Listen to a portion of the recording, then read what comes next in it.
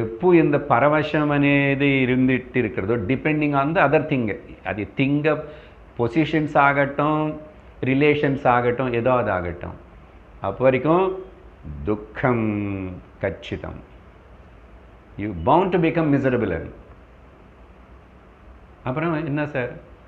சர்வம் ஆத்மவசம் சுகம்.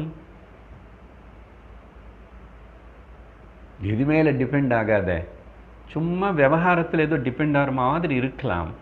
முக்கியமாக எமோஷ்னல் டிபெண்டன்ஸ் இருக்கக்கூடாது. சரீரம்க்கு ஒருத்தனுக்கு எழுந்திருக்க முடியல அப்படின்னா இன்னொருத்தர் ஹெல்ப் பண்ணி தான் ஹாஸ்பிட்டலில் கூட்டிகிட்டு போனோம்.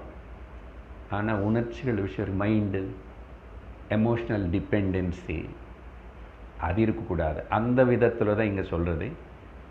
அப்போ அப்படி சொல்லும்போது சர்வம் ஆத்மவசம் சுகம். அப்போது ஆத்மான்னு என்ன தெரிஞ்சுக்கோ. எப்படி?